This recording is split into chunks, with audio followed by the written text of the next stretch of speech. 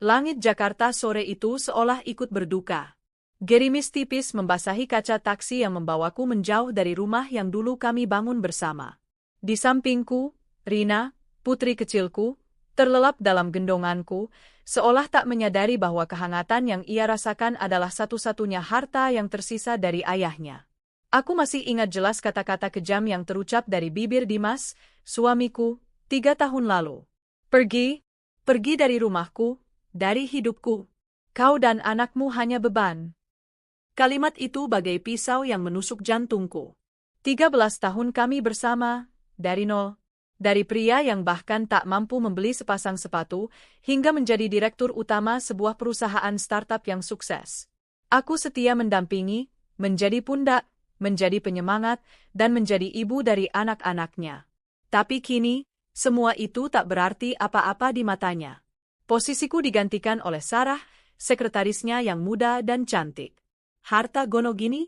Kau pikir kau berhak atas apa? Ejeknya saat aku mencoba meminta bagian untuk bekal hidupku dan Rina. Semua ini milikku. Kau hanya numpang hidup. Aku pergi, tanpa uang sepeser pun, tanpa bekal. Hanya membawa Rina dan selembar kain batik yang dulu menjadi mahar pernikahan kami. Aku menatap gedung-gedung tinggi di kejauhan, termasuk kantor Dimas yang megah. Suatu hari nanti, Dimas, bisikku dalam hati, aku akan kembali. Bukan untuk memohon, tapi untuk menunjukkan bahwa kau telah kehilangan berlian demi sepotong kaca. 3 tahun berlalu. Aku menempuh jalan yang berliku. Mulai dari menjadi penjual nasi goreng keliling, freelancer penerjemah, hingga akhirnya mendapat beasiswa S2 di luar negeri. Selama itu, Rina adalah satu-satunya alasanku untuk terus berjuang. Kami hidup sederhana, tapi penuh tawa. Aku mengajarinya bahwa kebahagiaan tak bisa dibeli dengan uang, dan bahwa cinta sejati datang dari hati yang tulus. Kini, aku kembali. Bukan lagi sebagai Rima yang rapuh dan terbuang, melainkan sebagai Rima Wardani, Chief Financial Officer, CFO, yang disegani. Perusahaan tempatku bekerja, Global Investama, baru saja mengakuisisi sebagian besar saham perusahaan Dimas, Mega Komputindo.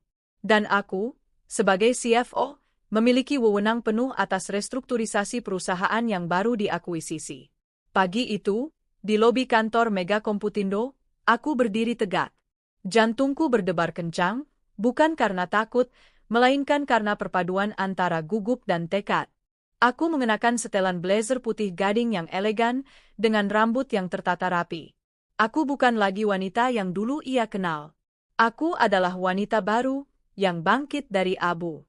Selamat pagi, Ibu Rima, sapa seorang resepsionis dengan senyum ramah. Direktur Dimas sudah menunggu di ruangannya. Aku mengangguk dan mengikuti langkahnya. Di lorong-lorong kantor yang familiar, aku melihat wajah-wajah yang dulu sering kulihat. Beberapa di antaranya bahkan masih mengingatku, dan tatapan mata mereka dipenuhi rasa penasaran. Aku berjalan lurus, seolah tak terganggu oleh bisik-bisik yang mulai terdengar. Pintu ruang rapat terbuka. Di sana, duduk di kursi kebanggaannya, adalah Dimas. Ia tampak lebih tua, dengan garis-garis lelah di wajahnya.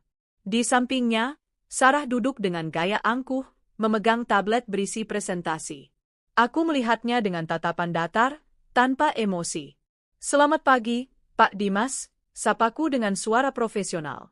Dimas menoleh, matanya melebar tak percaya.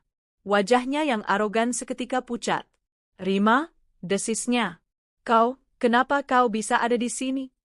Saya Rima Wardani, CFO dari Global Investama, jawabku dengan tenang. Saya datang untuk mengurus restrukturisasi perusahaan Anda.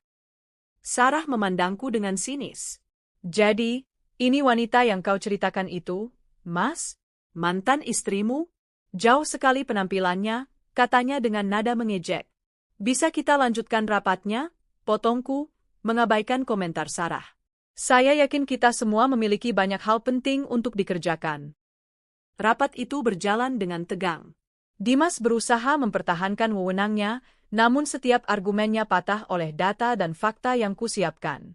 Aku menjelaskan setiap detail, setiap angka, setiap kelemahan dalam manajemennya. Dimas tampak tak berdaya. Ia bukan lagi Dimas yang dulu.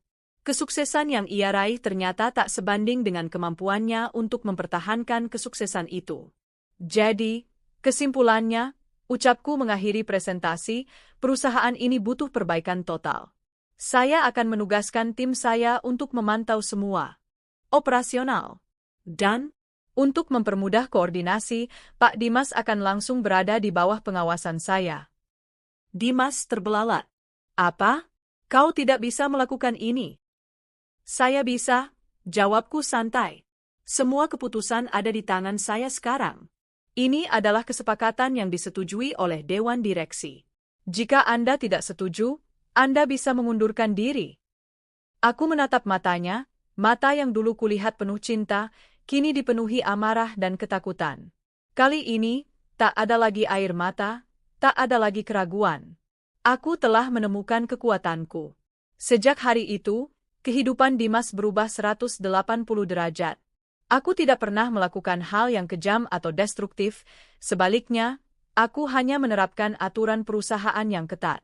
Setiap laporannya harus melewati mejaku. Setiap keputusannya harus mendapat persetujuanku. Ia yang dulu bekerja santai, kini harus kerja lembur untuk memenuhi semua permintaanku. Suatu hari, ia masuk ke ruanganku dengan wajah kesal. Rima, ini terlalu berlebihan. Kau memintaku merevisi laporan keuangan ini berkali-kali. Laporan itu tidak akurat, Dimas, jawabku tanpa mengangkat kepala dari laptop. Kau tahu itu. Aku hanya memintamu melakukan pekerjaanmu dengan benar. Ini bukan pekerjaan, ini adalah balas dendam. Aku mengangkat kepalaku, menatapnya dengan tenang. Jika ini adalah balas dendam, aku bisa melakukan hal yang lebih buruk. Tapi aku tidak akan. Karena aku tidak sepertimu. Aku hanya ingin memastikan perusahaan ini berjalan dengan baik, dan itu adalah tugasku. Meskipun aku bersikap profesional, Dimas merasa tertekan.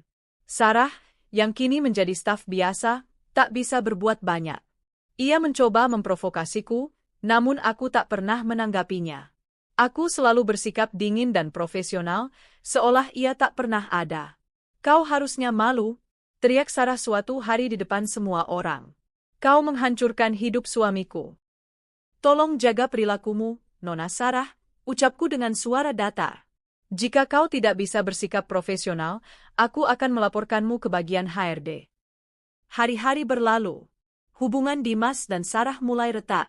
Dimas yang stres di kantor menjadi lebih sering marah-marah, dan Sarah, yang tak lagi menikmati kehidupan mewah, mulai mengeluh. Aku melihatnya, tanpa ada rasa puas. Hanya ada rasa kasihan. Mereka hancur bukan karena aku, tapi karena mereka sendiri. Suatu malam, aku sedang berada di kantor, menyelesaikan laporan keuangan. Tiba-tiba pintu ruanganku terbuka. Dimas masuk dengan wajah kacau. Aku tidak tahan lagi, Rima, ucapnya dengan suara serak. Aku tidak tahan dengan semua ini. Aku tidak memintamu untuk bertahan, jawabku tenang. Kau bisa mengundurkan diri kapan saja.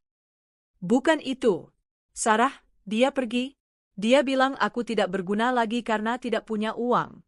Dia bilang dia hanya mencintaiku saat aku sukses. Air mata jatuh di pipinya. Aku tidak punya apa-apa lagi. Aku menatapnya. Pria yang dulu begitu tegar kini rapuh. Aku melihatnya, bukan sebagai pria yang menghancurkanku, tapi sebagai manusia yang tersesat. Kau punya anak, Dimas, bisikku. Kau punya Rina. Dia selalu menunggumu. Dimas menangis lebih kencang. Aku tidak layak menjadi ayahnya. Aku telah menyia-nyiakan kalian berdua. Aku berdiri, mengambilkan segelas air untuknya. Penyesalan adalah awal dari perubahan, Dimas. Kau harus memaafkan dirimu sendiri terlebih dahulu. Malam itu, kami duduk bersama. Aku tidak menceritakan penderitaanku, tidak menyalahkan dia. Aku hanya mendengarkan. Dan untuk pertama kalinya setelah 3 tahun, aku merasa lega. Dendamku tak lagi penting. Kebahagiaan dan kedamaian batin jauh lebih berharga. 1 bulan kemudian, Dimas mengundurkan diri.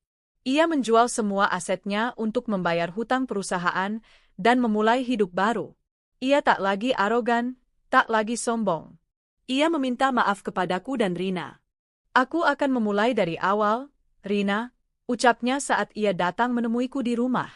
Aku tidak berjanji akan menjadi ayah yang sempurna, tapi aku berjanji akan selalu ada untukmu. Rina memeluknya. Papa, aku merindukanmu. Aku menyaksikan pemandangan itu dengan hati yang damai. Aku tidak membalas dendam dengan cara menghancurkan mereka.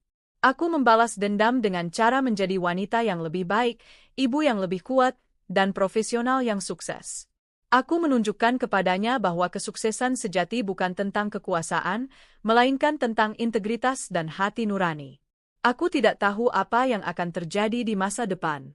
Aku tidak tahu apakah aku dan Dimas akan kembali bersama. Tapi yang aku tahu, aku telah menang. Bukan karena aku menghancurkannya, melainkan karena aku berhasil membangun diriku kembali dan menemukan kebahagiaanku sendiri.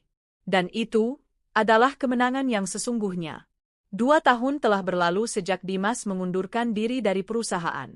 Kisah kami menjadi legenda di kalangan karyawan, sebuah kisah tentang kejatuhan dan kebangkitan. Namun, bagi kami, itu adalah babak baru yang penuh dengan kedamaian. Hubunganku dengan Dimas tidak kembali seperti sedia kala.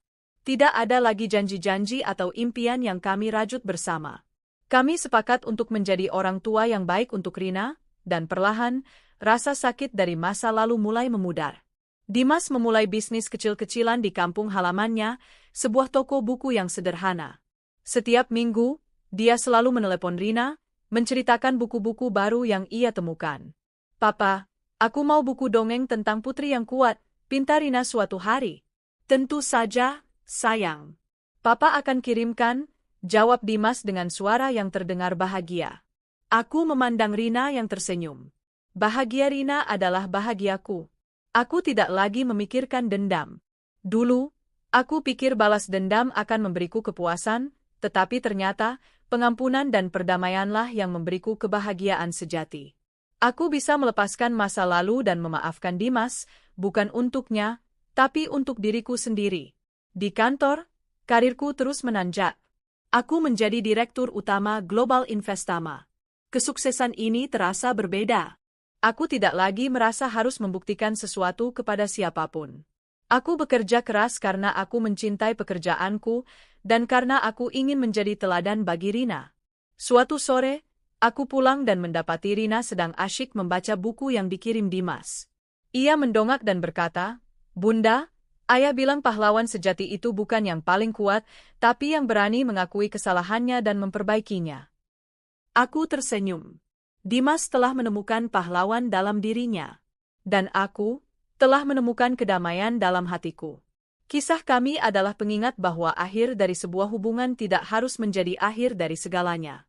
Kadang-kadang, itu adalah awal dari sesuatu yang lebih baik. Sebuah awal dari perjalanan untuk menemukan diri sendiri dan arti sejati dari kebahagiaan.